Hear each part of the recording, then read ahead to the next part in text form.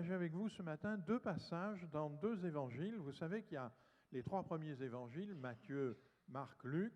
Ce sont des évangiles qui racontent le ministère de Jésus chronologiquement. Et puis il y a un évangile à part qui s'appelle l'évangile de Jean, qui lui nous parle plus des sentiments de Jésus, de l'amour de Jésus. Et dans ces évangiles qui racontent le ministère de Jésus sur la terre, eh bien, il y a 2 évangiles, Luc et Matthieu, on va le voir, qui nous parlent d'un même moment, mais l'évangile de Luc nous parle de ce que Jésus dit juste avant, et l'évangile de Matthieu nous parle de ce que Jésus dit juste après. Et donc, c'est en prenant les 2 évangiles, en méditant les 2 évangiles, qu'on comprend bien la pensée du Seigneur. Et on va voir que Jésus tressaille de joie. Voilà ce qui nous est dit dans Luc.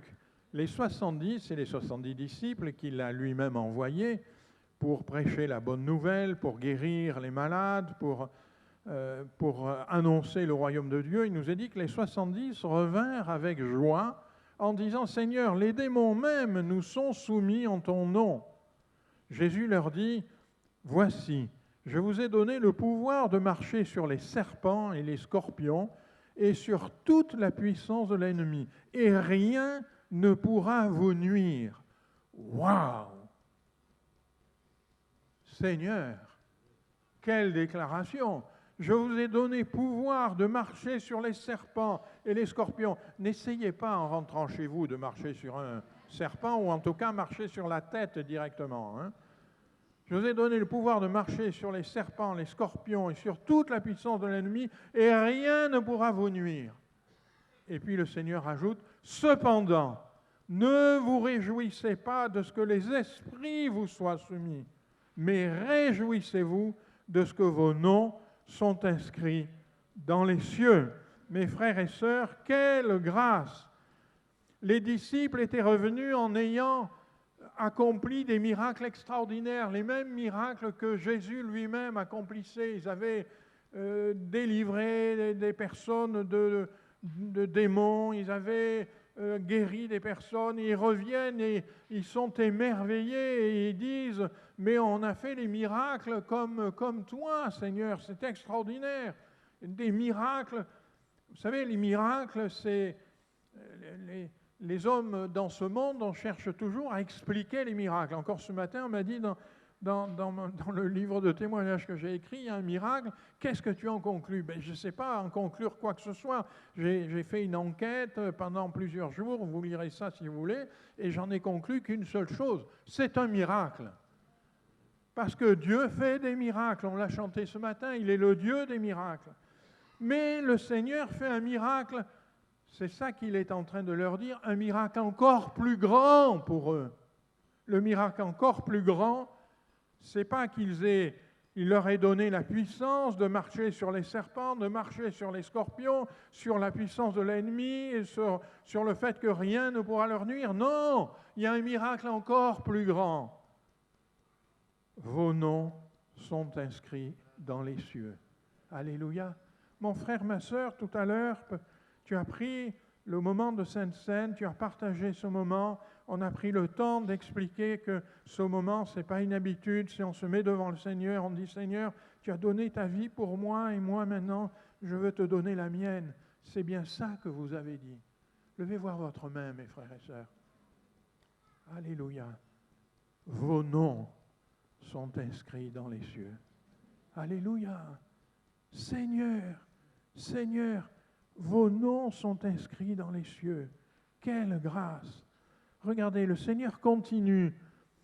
Alors, ça ne tenait pas sur un slide, donc j'ai recommencé en haut du slide. Mais réjouissez-vous de ce que vos noms sont inscrits dans les cieux.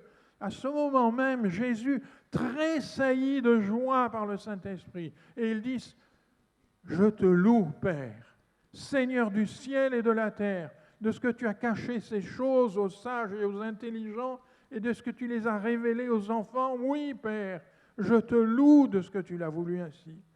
On voit le Seigneur tressaillir de joie. Tressaillir, ça veut dire être submergé par une émotion telle que le corps en tremble. C'est ça que ça veut dire, tressaillir de joie. Une émotion tellement forte qu'elle nous fait trembler le corps. Eh bien, il nous est dit que le Seigneur, il tressaille de joie par le Saint-Esprit. Et il va dire, je te loue, Seigneur, de ce que tu as caché ces choses aux sages et aux intelligents. Ça ne veut pas dire que les sages et les intelligents de ce monde ne peuvent pas avoir la révélation de Dieu. Ça veut juste dire que la sagesse de ce monde ne peut pas conduire à comprendre les choses de Dieu. Ça veut dire que l'intelligence de ce monde ne peut pas t'amener à comprendre Dieu. Elle peut t'amener à beaucoup de choses. Elle peut t'amener à comprendre la mécanique, la physique, toutes sortes de choses. Mais elle ne peut pas t'amener à comprendre Dieu. Pour comprendre Dieu, pour comprendre le Père, il y a besoin d'une révélation dans le cœur. Et c'est le Saint-Esprit qui opère cette révélation. Et c'est Jésus qui est le chemin par lequel cette révélation va venir s'inscrire dans nos cœurs. Le Seigneur continue dans son discours et il va dire « Toutes choses m'ont été données par mon Père et personne ne connaît qui est le Fils si ce n'est le Père, ni qui est le Père si ce n'est le Fils. Et celui à qui le Fils veut le révéler. » On voit que le Seigneur dit, il y a entre le Père et moi une connaissance parfaite. Et l'homme, on l'a vu par sa sagesse, par son intelligence, il ne peut pas connaître le Père. Il n'y a que le Fils qui peut le révéler. Il peut révéler le Père. Révéler, ça veut dire faire connaître ce qui était inconnu, ce qui est secret. Il n'y a que le Fils qui peut nous faire connaître le Père. C'est essentiel de connaître le Père. Or, la vie éternelle, c'est qu'il te... Non, je vais la refaire parce qu'il n'y a qu'une personne qui a répondu. Or, la vie éternelle, c'est qu'il te...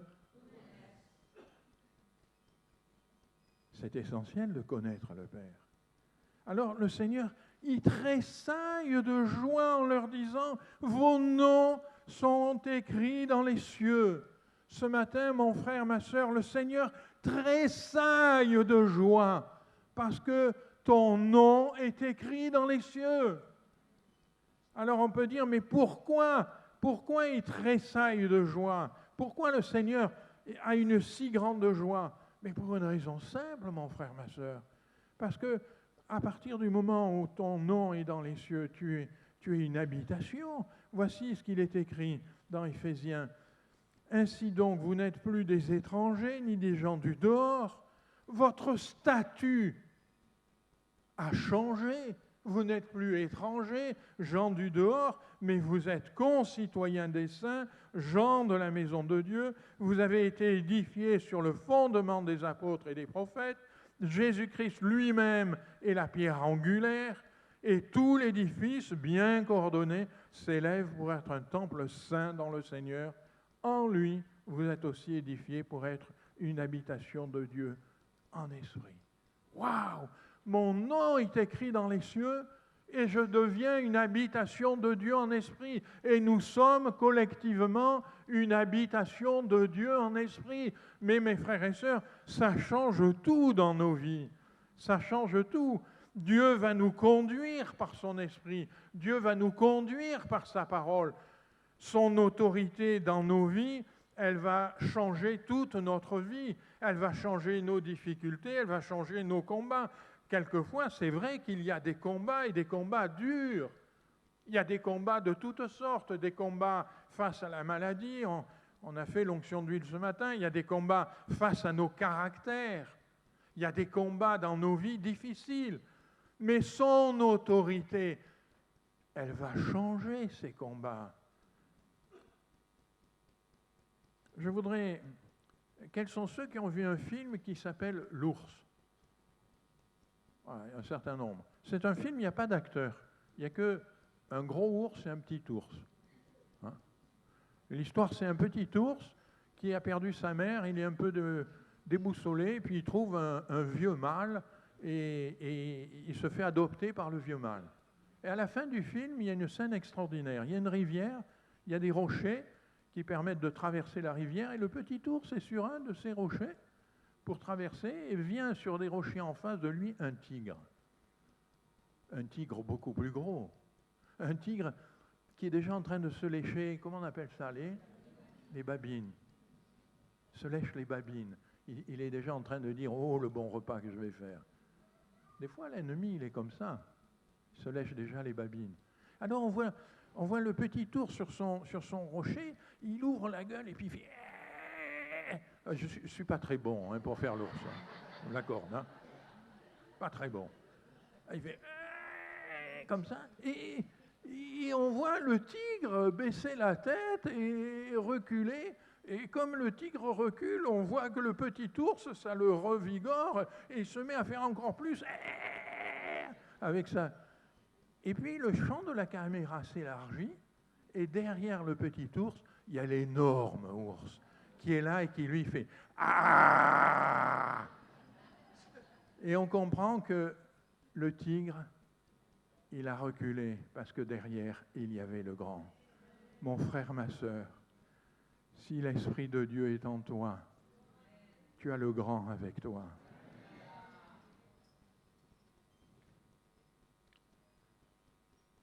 Avoir son nom inscrit dans le livre de vie, mais ça veut dire que tu participeras au repas des noces de l'agneau. Il nous est dit, heureux ceux qui sont appelés au festin des noces de l'agneau, parce que ça veut dire que tu as la vie éternelle. Mais Seigneur, mais oui, ici-bas, il y a des difficultés, il y a des moments de doute, il y a des moments de crainte, il y a des moments de pleurs, il y a des moments difficiles. Mais Seigneur, il y a une issue à tout ça. J'ai la vie éternelle. Mon nom est écrit dans le livre des cieux. Alléluia, ça change tout. Mon frère, ma sœur, tu seras dans la ville où Dieu se tient, la ville, la Jérusalem céleste. Il nous est dit qu'il n'entrera que ceux qui sont écrits dans le livre de vie de l'agneau. Il n'y a que ceux qui sont écrits dans le livre de vie de l'agneau qui connaîtront la ville de Dieu, la Jérusalem céleste. Mais avoir son nom écrit dans le livre des cieux, ça change tout dans ma vie. Alors peut-être au milieu de nous, quelqu'un ne sait pas si son nom est écrit dans le livre des cieux. Et peut-être il dit, mais comment le saurais-je ? Comment puis-je être sûr que mon nom est écrit dans le livre des cieux ?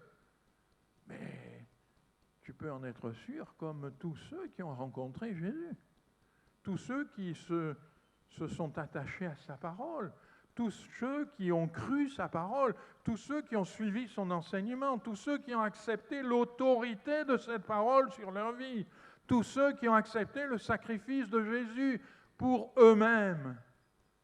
Alors tout cela, ils sont sûrs.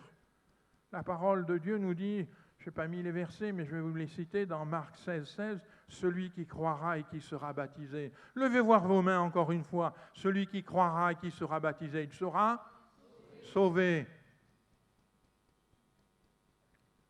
Désormais, l'apôtre Paul va dire, désormais la couronne de justice m'est réservée. Le Seigneur, le juste juge, me la donnera dans ce jour-là, non seulement à moi, mais encore à tous ceux qui auront aimé son avènement, tous ceux qui attendent que le Seigneur Jésus revienne. Eh bien, tout cela, la couronne de justice leur sera donnée. Waouh, Seigneur, tout ça parce que mon nom est écrit dans les cieux. À la fin de ces jours, un chrétien, il n'est pas dans l'incertitude. Il ne prie pas pour que, en demandant la grâce d'être sauvé. Ça, c'est les gens qui n'ont aucune certitude. Mais un chrétien, à la fin de ses jours, il n'est pas dans l'incertitude. Il sait qu'il est sauvé, il le sait, et la parole de Dieu nous le dit, et nous dit qu'il le sait, et il le sait, si j'ose dire, avec insistance. Regardez ce que dit la parole de Dieu. Par exemple, dans 2 Corinthiens 5.1, « Nous savons en effet que si cette tente où nous habitons sur la terre est détruite, nous avons dans le ciel un édifice qui est l'ouvrage de Dieu, une demeure éternelle qui n'a pas été faite de main d'homme. Nous savons, si cette tente est détruite, et la tente dont l'apôtre parle, vous l'avez compris, c'est notre corps. notre corps, plus l'âge avance et plus nous voyons que le corps s'affaiblit, que des rides apparaissent. Vous avez beau, mes sœurs, mettre des crèmes et des crèmes et des crèmes, vous verrez que ça apparaîtra. Ou alors il faut mettre une couche tellement épaisse qu'on ne voit même plus la peau. Hein? Il n'est pas dans l'incertitude, le chrétien. Il sait que même si son corps se dégrade, il a dans le ciel un édifice qui est l'ouvrage de Dieu, une demeure éternelle, qui n'a pas été faite de main d'homme. Le Seigneur va dire, je suis allé vous préparer une place, afin que là où je suis, vous y soyez aussi. Regardez encore Jean. Jean, la première épître de Jean. Celui qui garde sa parole, l'amour de Dieu est véritablement parfait en lui. Par là, nous savons que nous sommes en lui. Nous savons, ce n'est pas un questionnement, c'est si je garde la parole, et garder la parole, ça veut dire la connaître et l'appliquer dans ma vie. Si je garde la parole, alors j'ai une certitude, je sais que je suis en Jésus, et que si je suis en Jésus, il y a le grand ours derrière moi. Regardez encore ce que va dire Jean. Bien-aimés, nous sommes maintenant enfants de Dieu, et ce que nous serons n'a pas encore été manifesté. Mais nous savons que lorsque cela sera manifesté, nous serons semblables à lui, nous le verrons tel qu'il est, semblable à lui. Parfait. Merci Seigneur, parce que tu vas opérer un miracle extraordinaire. Lorsque nous partirons de cette terre, il y aura peut-être encore des défauts, il y aura certainement, nous ne serons pas encore parfaits, nous avons fait tous nos efforts pour tendre vers la perfection, mais il y aura encore des choses. Mais le Seigneur, lorsqu'il va nous ressusciter, il va nous rendre parfaits, semblables à lui. Waouh! Tout ça parce que ton nom est écrit dans les cieux. Je comprends que Jésus se réjouisse en disant ça, parce qu'il a en vue tout ce qu'il y a derrière. Alors j'ai pris quelques versets, mais je n'ai pas voulu tout mettre, parce que sinon je vais les lire rapidement. Dans 1 Jean 3,14, nous savons que nous sommes passés de la mort à la vie, parce que nous aimons les frères. Celui qui n'aime pas demeure dans la mort. Le fait d'aimer les frères, la communion fraternelle, c'est une grande assurance pour nos cœurs. Nous savons que nous sommes passés de la mort à la vie de Dieu, parce que nous aimons les frères. 1 Jean 5. Et voici quelle assurance nous avons devant Dieu. Si nous demandons quelque chose qui est conforme à sa volonté, il nous écoute. Et si nous savons qu'il nous écoute, quelque chose que nous lui demandions, nous savons que nous possédons la chose que nous lui avons demandée. Nous savons. Ce n'est pas une incertitude. C'est pas Seigneur, peut-être ben que oui, peut-être ben que non. C'est nous savons. Jean 5, 20. Nous savons aussi que le Fils de Dieu est venu, qu'il nous a donné l'intelligence pour connaître le véritable, et nous sommes dans le véritable, en son Fils Jésus-Christ. C'est lui qui est le Dieu véritable et la vie éternelle. Nous savons. Voyez-vous, frères et sœurs, un chrétien n'est pas un chrétien affermi, n'est pas quelqu'un qui marche comme dans le brouillard, n'est pas quelqu'un qui marche sans savoir où il va. Il sait où il va, alors il sait où il va, peut-être pas demain. Moi, un matin, je me suis réveillé, je ne pensais pas que mon cœur allait s'arrêter, que ça allait être un peu compliqué. Donc, on ne sait pas forcément ce qui va arriver demain, mais on sait ce qui va arriver après. Après, je serai avec toi dans la gloire céleste. Après, Seigneur, je partagerai ta présence. Après, comme dit Job, mes yeux, pas les yeux d'un autre, mes yeux le verront. Alléluia. Parce que ton nom est écrit dans les cieux. Paul dira à Timothée, c'est à cause de cela que je souffre ces choses, mais j'en ai point honte, car je sais en qui j'ai cru. Je suis persuadé qu'il a la puissance de garder mon dépôt jusqu'à ce jour-là. Il est en train de parler du jour où le Seigneur va venir le prendre. Je sais en qui j'ai cru. Mon frère, ma sœur, un chrétien, même lorsqu'il y a des difficultés, même quand le vent souffle fort, il peut évidemment être ébranlé par le vent, mais il ne perd pas pied, parce qu'il sait, parce que son nom est écrit dans les cieux.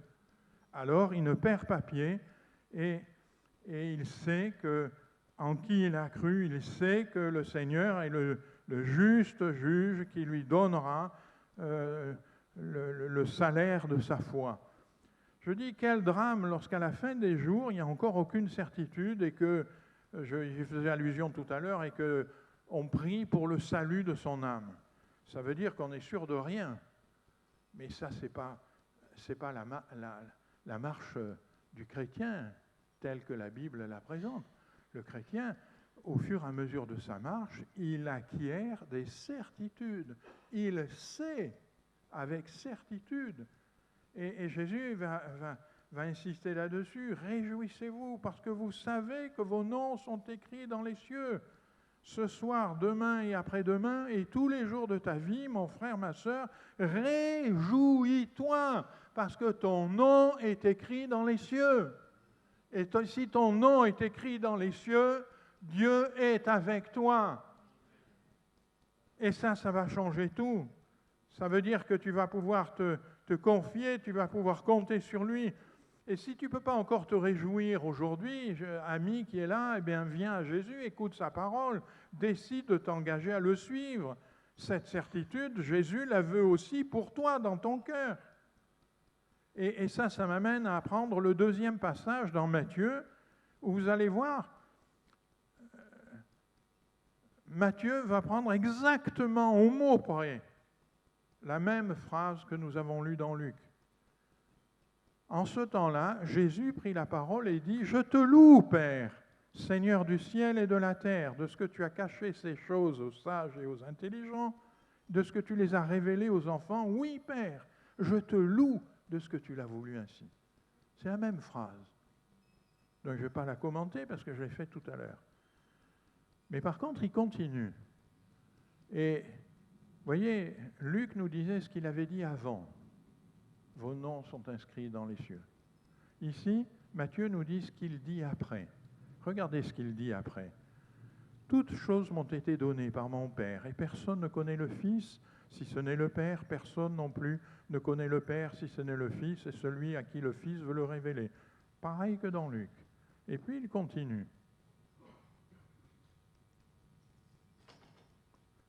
Révéler le Père. Je dis révéler le Père. Comment va-t-il révéler le Père? Eh bien, la suite du texte nous explique comment il va révéler le Père. Regardez la suite du texte. Venez à moi, vous tous qui êtes fatigués et chargés, je vous donnerai du repos. Prenez mon joug sur vous, recevez mes instructions, car je suis doux et humble de cœur, et vous trouverez du repos pour vos âmes, car mon joug est doux et mon fardeau léger.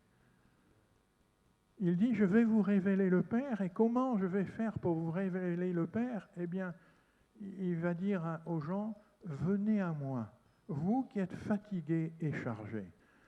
On peut venir au Seigneur, il est en train de dire, si vous voulez que je vous révèle le Père, si vous voulez que je vous montre le Père, eh bien, il y a une chose à faire, c'est que vous veniez à moi, et pour venir à moi, il dit, il n'y a pas des conditions particulières, il s'adresse à ceux qui sont fatigués et chargés.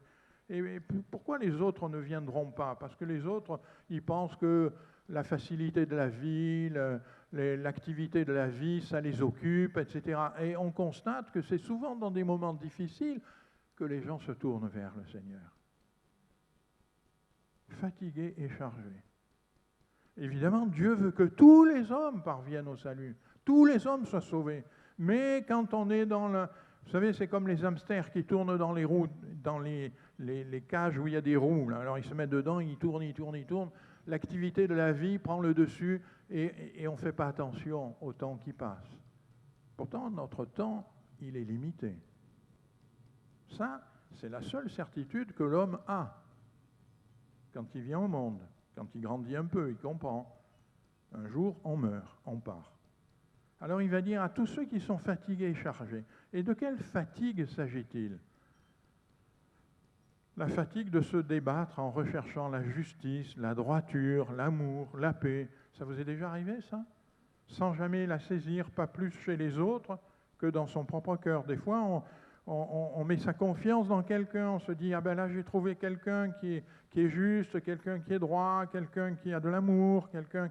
Et puis, le temps passant, il va nous décevoir. Ça vous est déjà arrivé ? Mais ça arrive tout autant nous-mêmes à l'égard d'autres, c'est-à-dire que ce que nous voyons chez les autres, en fait, les autres le voient aussi dans nos vies. Fatigués de se débattre en recherchant la justice, la droiture, l'amour, la paix, et on ne la trouve ni chez les autres, ni en nous-mêmes. Fatigués, comme disait Paul, je veux faire le bien, mais le mal est attaché à moi. Fatigués parce qu'on veut lutter contre ce que nous savons être mal, mais on n'y arrive pas et nous le faisons cependant. Ça vous est déjà arrivé, ça ? Fatigué de faire des efforts pour s'améliorer, pour que la conscience ne trouve rien à redire. Et cependant, on rechute constamment. Fatigué de rechercher le bonheur qui fuit sans cesse devant nous. Et peut-être au milieu de nous, y a-t-il quelqu'un qui se sent fatigué comme ça ? Et Jésus t'appelle à te tourner vers lui, à venir à lui, à écouter sa parole, à t'attacher à sa parole, à t'attacher à le connaître. Et puis, vous voyez, il dit fatigué et chargé. Chargé de quoi ? Chargé des douleurs, chargé des blessures du cœur, chargé de fardeaux, des misères de la vie, les échecs qu'on n'arrive pas à tourner la page, les dominations qui gardent dans la servitude. Dans les dominations, vous savez, il y a des dominations modernes aujourd'hui. Des dominations, il y a les dominations, je dirais, des drogues chimiques qui prennent le dessus dans nos vies, l'alcool, la cigarette, la drogue, etc. Mais il y a des dominations nouvelles. Les dominations des écrans, la télé, le portable, le réseau social, les réseaux sociaux, ça prend la domination. Chargé parce qu'il y a la solitude, la maladie, eh bien, tout ce que c'est cette charge du péché, tout ce qu'il engendre est nuisible dans nos vies. Et le Seigneur dit, eh bien, à tout cela, je leur propose, venez, je vais vous montrer le Père. Je vais vous montrer l'action de Dieu dans vos vies.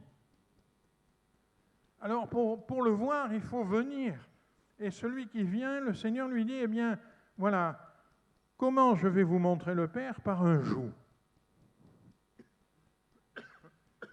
Un joug, c'était cette pièce de bois qu'on mettait sur le cou des animaux, 2 animaux. Il y avait une pièce de bois qui les reliait l'un à l'autre. Et le joug, ça a évidemment une connotation, par un certain côté, un peu... On a retenu, je crois, de nos jours, on a retenu une connotation qui est négative, alors que ça ne l'est pas du tout. Le joug, cette pièce de bois, elle unissait 2 animaux pour faire un effort ensemble. Et le Seigneur est en train de dire, prenez mon joug, parce que moi je suis prêt à faire un effort avec vous, à tirer la charge avec vous. Vous qui êtes chargés, eh bien je vais prendre cette charge moi-même et je vais la tirer avec vous. Alors, les gens pourront dire, oui, mais un joug, il y a aussi une connotation, une contrainte morale à suivre Jésus. Oui, c'est vrai. C'est vrai. Tu ne peux pas dire, je suis le Seigneur Jésus et continuer à vivre comme si tu ne le suivais pas. Là, il y a un choix.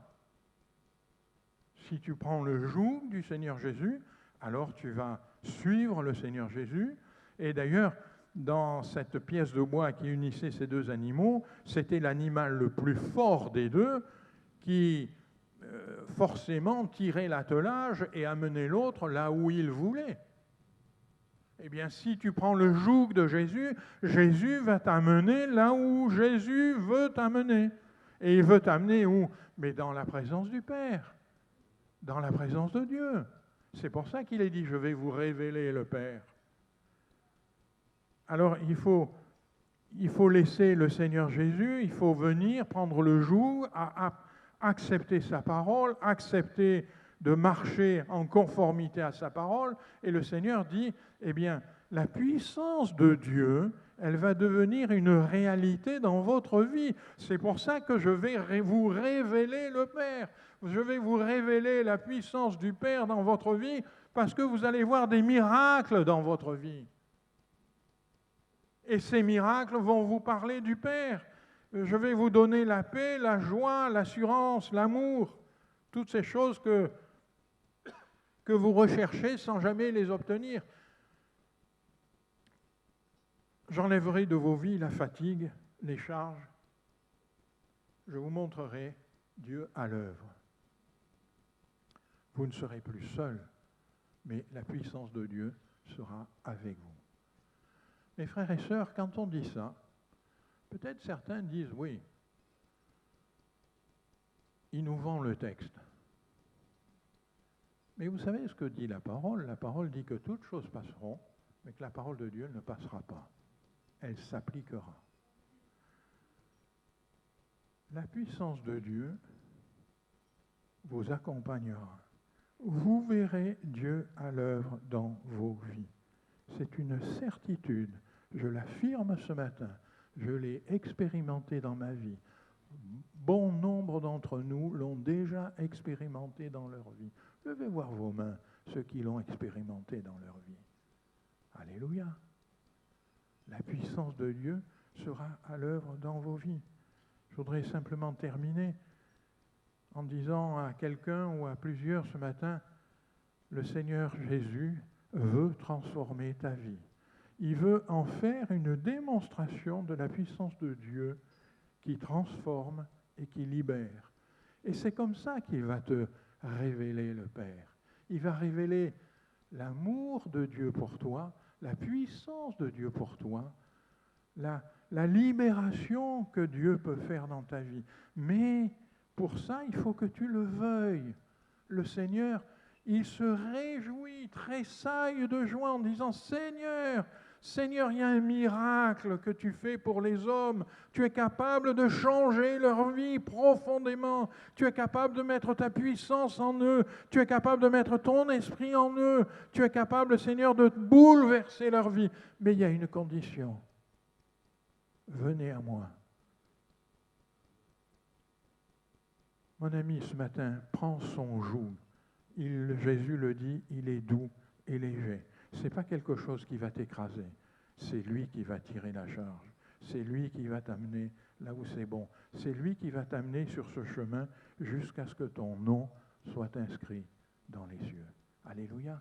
Merci Seigneur. Vous vous rappellerez, quand il y a un tigre devant vous et que vous ferez... Rappelez-vous que derrière, il y a le grand. Alléluia. On prie un instant.